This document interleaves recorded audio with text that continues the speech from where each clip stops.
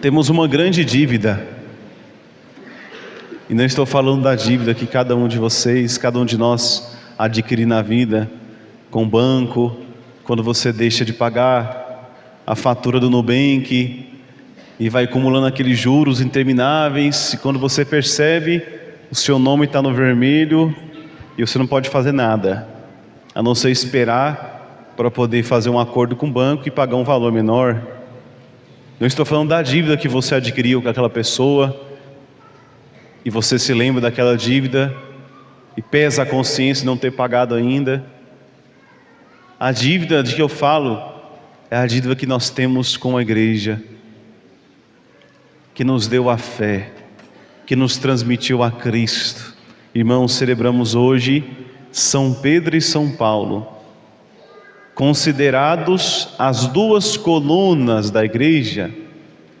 O que uma coluna faz numa estrutura, numa grande estrutura, numa ponte, numa igreja? A coluna sustenta o peso, a coluna dá o fundamento para que possa ser erguida toda aquele edifício, aquele prédio, uma ponte. São Pedro e São Paulo, eles lançaram os fundamentos da fé, a partir daquilo que escutaram e receberam do nosso Mestre, nosso Senhor Jesus. Por isso, eles são celebrados juntos, num dia só, e é uma grande solenidade dentro do tempo comum.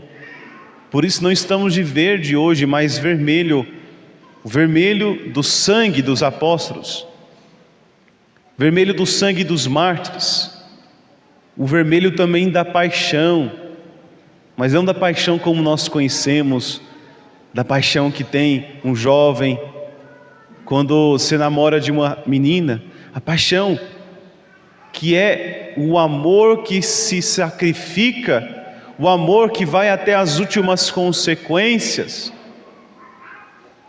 Por isso, na paixão de Cristo, na Sexta-feira Santa também, nos revestimos do vermelho, essa cor forte. Duas colunas da igreja, dois nomes fortes que começam com a letra P. E aqui eu abro um parênteses, né? Porque uma coisa que deixa o padre indignado, porque que os católicos têm colocado tanto nome estranho nos filhos, sendo que tem tantos nomes bíblicos com tanta autoridade, com tanto significado.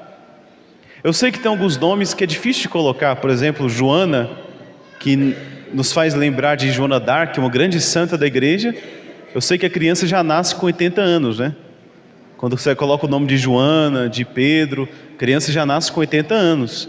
Mas tirando esse fator, olha que peso que carrega, que força que tem o nome Pedro, Paulo, nos faz lembrar de pedra, nos faz lembrar de perseverança, de poder, de prioridade, de coisas fortes.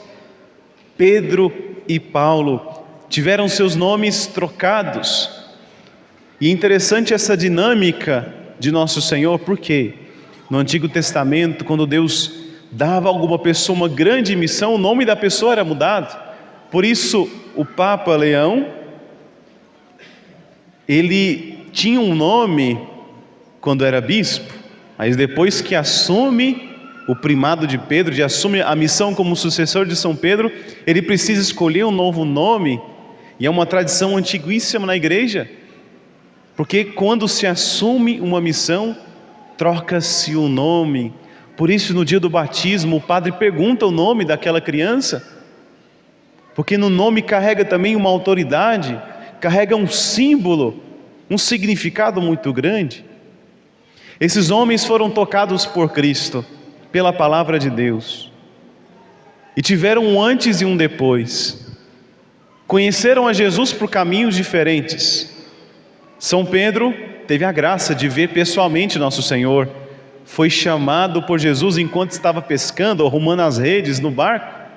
E Jesus disse: olha, em verdade te digo, agora será pescador de homens. Vem e segue-me. E a partir daquele dia, Pedro deixa as suas redes, deixa o seu barco. Sim, provavelmente um barco velho, uma rede rasgada, mas ele deixou tudo por Cristo. E São Paulo era um zeloso defensor da lei judaica, era um judeu fervoroso, e em nome do judaísmo perseguia os cristãos. Ele era temido pelos cristãos quando falava o nome de Paulo, que se chamava Saulo, era o nome dele. Os cristãos ficavam com medo, porque ele era conhecido como o perseguidor, o inquisidor, aquele que matava os cristãos em nome da lei judaica.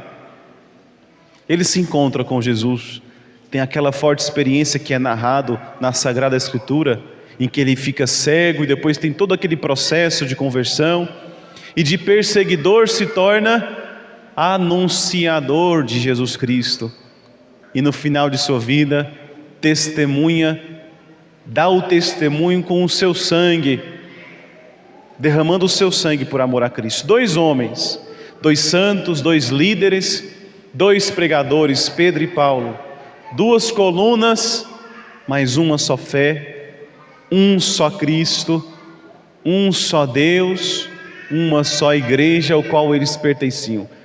Tiveram missões diferentes. Pedro ficou encarregado de ficar ali em Jerusalém para afirmar a fé da igreja, lançar as raízes aonde nascia o cristianismo, na Terra Santa. Embora hoje aquele lugar não seja mais considerado cristão, em grande maioria não é mais cristão, foi ali que nasceu a igreja. E Paulo, qual foi a sua missão? Ele anunciou o nome do Senhor Jesus a todas as nações conhecidas naquela época, do Império Romano. Ele foi para Roma, que era a capital do Império Romano, e a partir dali espalhou e foi fundando igrejas, mas não é fundação de igrejas como nós conhecemos hoje, cada uma com sua religião, cada uma com a sua fé, com a sua interpretação, não. As igrejas que Paulo fundava, todas estavam em comunhão com Jerusalém, estavam todas unidas com o mesmo vínculo, na mesma autoridade. Quando falamos em fundação de igreja, significa que Paulo foi passando em comunidades, muitas delas pagãs, e foram ali formando comunidades, formando pequenas paróquias, claro que não tinha esse nome ainda, no qual foi se espalhando e firmando cada vez mais o Evangelho. Pedro é representado com as chaves nas mãos, toda a imagem de São Pedro com as chaves, por causa do Evangelho de hoje, onde Jesus diz: eu te darei as chaves do reino dos céus. Tudo que desligares, tudo que ligares na terra será ligado nos céus, tudo que desligares na terra será desligado nos céus. E o poder do inferno não poderá vencê-la. São Paulo representado com uma espada, a espada da palavra de Deus que ele carregou com tanto amor, esse símbolo forte, a espada que divide, a espada que distingue, a espada que penetra até o mais fundo de nossas almas. Esta é a palavra de Deus. Nosso Senhor no Evangelho hoje diz que o poder do inferno nunca poderá vencê-la. Primeiro ele diz: tu és Pedro, e sobre ti fundarei a minha igreja. A nossa fé, ela é fundamentada em Cristo, mas Jesus, sendo Deus, colocou em uma pessoa a sua autoridade divina. Por isso ele disse: tu és Pedro, e sobre esta pedra que é ti, Pedro, sobre a profissão de fé que você acaba de fazer, eu edifico a minha igreja. E aqui está fundamentada toda a eclesiologia da igreja. Por isso, nós acreditamos e temos fé na Santa Igreja Católica. Não tem como dar uma interpretação diferente do que esta, de que Jesus fundou uma religião, fundou uma comunidade. Não caiam nessa lorota que é espalhada em tantos lugares, e certamente muitos já escutaram: Jesus não veio, com a voz mansa, geralmente chega a pessoa, né? Eu acredito em Deus, mas não tenho religião, porque Jesus não fundou religião. Meu pai, quando alguém diz isso, São Pedro e São Paulo devem se revirar no túmulo. Irmãos, se isso daqui não for igreja, não for uma religião, se essas comunidades organizadas, estruturadas, irreverentes à imagem de Pedro, não for uma religião ou uma igreja, não sei o que é isso. E nós fazemos parte desta igreja, esta mesma igreja que nós estamos hoje. Este credo que iremos professar agorinha depois da homilia, foi o mesmo credo, a mesma fé que estes homens professaram quando estavam neste mundo. E nesta fé derramaram o sangue deles, nesta fé em Jesus, que se manifesta, que deixou a sua presença nos sacramentos, esta fé que nós professamos, nós também devemos proclamar com todo entusiasmo, com toda força, sem medo e sem vergonha. A ação do inferno não poderá vencê-la. Logo após que Jesus institui a igreja como sacramento universal, Ele também nos dá uma profecia de esperança. O poder do inferno, irmãos, se nem o poder do inferno pode derrotar a igreja, quanto mais nós. Isso é um milagre na terra, que apesar de tantos homens e mulheres pecadoras, apesar de tantas pessoas ruins que passaram e mancharam a igreja, ela existe ainda. Irmãos, olhemos para a fundação de nossa igreja, olhemos para a Sagrada Escritura, tinha tudo para acabar no começo. Primeiro, o chefe delas morre na cruz, isso olhando na perspectiva humana. Depois, os seus discípulos fogem com medo. Como que pode dar certo uma coisa assim? Irmãos, é justamente por isso que deu certo. Porque apesar de tudo isso, Deus fez a sua obra. Apesar desses homens e apesar de nós, Ele continua a sua obra da salvação. E é de fato um milagre. Esta igreja cheia, e no mundo inteiro, como o catolicismo tem crescido, graças a Deus. Na última Páscoa, na França, foram batizados mais de 1000 adultos. E a igreja vem tomando forças novamente, e assim na humanidade inteira tem crescido o número de cristãos. É um milagre, porque apesar de nossas misérias, apesar do meu pecado, apesar dos escândalos, apesar da fraqueza humana, a santidade da igreja brilha, como diz o nosso amado Papa Francisco, que faleceu. Na sua primeira entrevista como foi eleito Papa, ao ser indagado por um jornalista da Globo, lá no Vaticano, ele concedeu uma entrevista, como sempre a mídia cutucando a igreja. Papa, e os escândalos? E os padres que fazem isso ou aquilo? E esses problemas na igreja? Foi nomeando, né? Os podres da igreja, né? Foi colocando ali. E aí o Papa, com a sua serenidade e sabedoria, disse: olha, faz mais barulho uma árvore que cai do que uma floresta inteira que cresce. Já escutou o barulho de alguma árvore crescendo? Já viu? Já acordou de noite? Nossa, a árvore cresceu 10 centímetros essa noite. Alguém já percebeu uma árvore crescer? Mas já viram alguma árvore cair? Eu já vi. É um barulho assim estrondoso. Escuta distâncias quilométricas.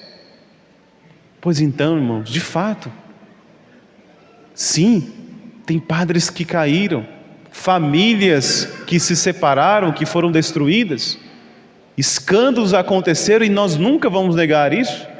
Mas, irmãos, a santidade brilha muito mais.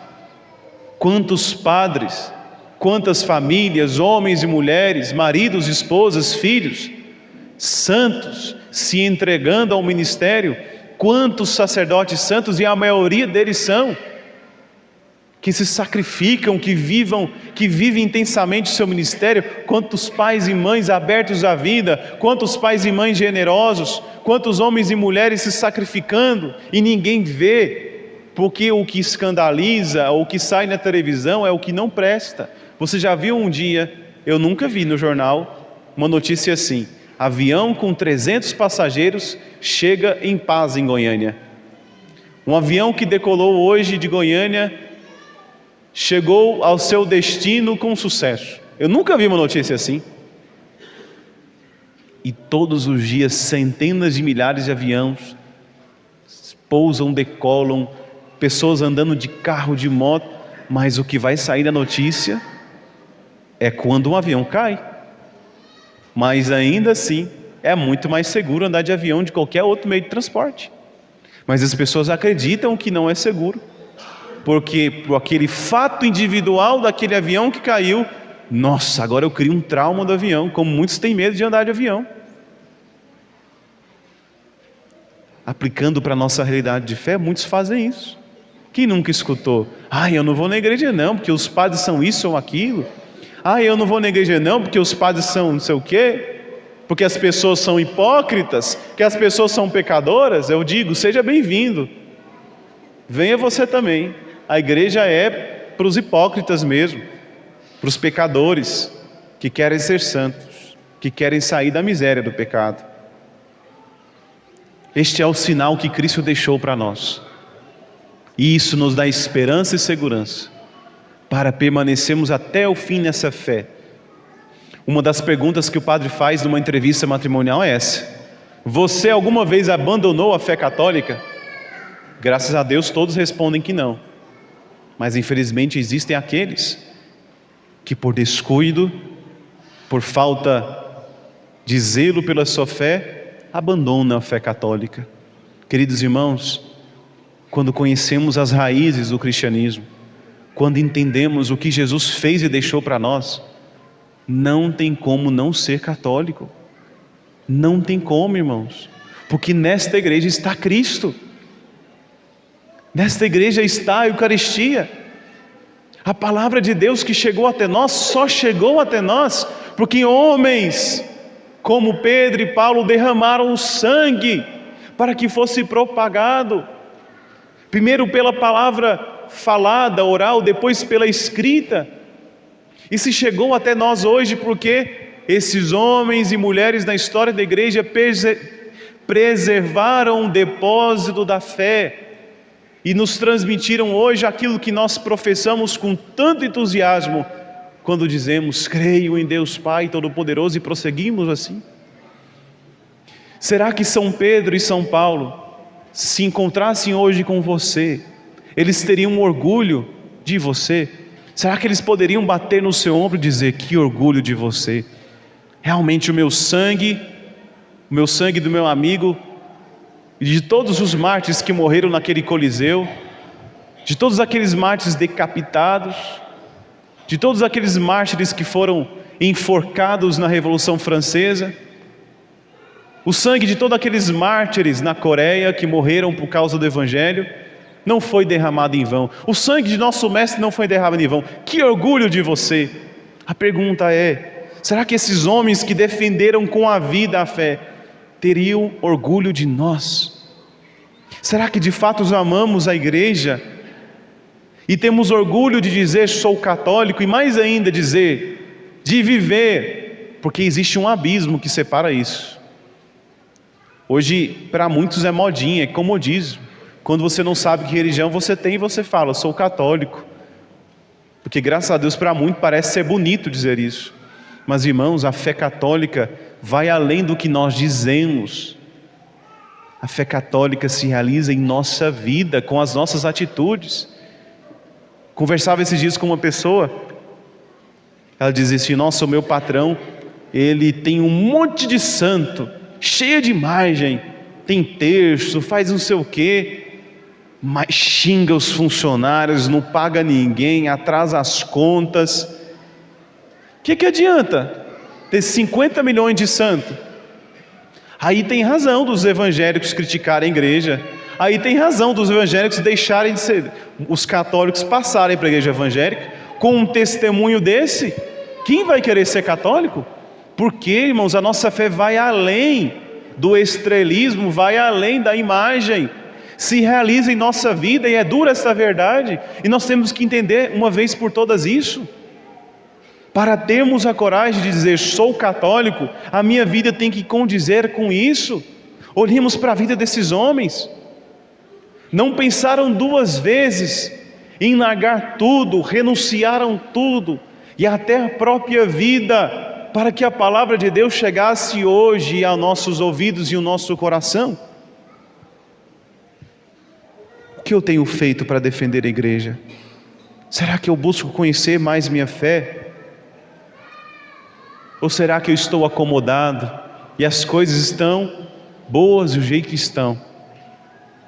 Será que de fato eu amo a igreja? E posso dizer, sou católico de verdade ou sou um católico de IBGE? Quem nós somos nessa história? Pensamos na intercessão de São Pedro e São Paulo, que possamos, como eles, nos entregar totalmente a Cristo Jesus. A vida desses homens foi apontada para Jesus, tudo falava de Jesus, tudo. E quando não tinha mais nada para entregar, eles derramaram o sangue deles também por Cristo. Paulo, cortaram a sua cabeça. Pedro, crucificado de cabeça para baixo, pelo seu próprio pedido, porque dizia não ser digno de morrer como Jesus. Por isso vamos ver a representação de Pedro de cabeça para baixo na cruz, porque ele pediu na hora de morrer: eu não quero morrer como meu mestre, porque eu não sou digno. Que eles intercedam por nós, para que a nossa fé seja confirmada e possamos ter a coragem de com a nossa vida testemunhar o nosso nome de cristãos.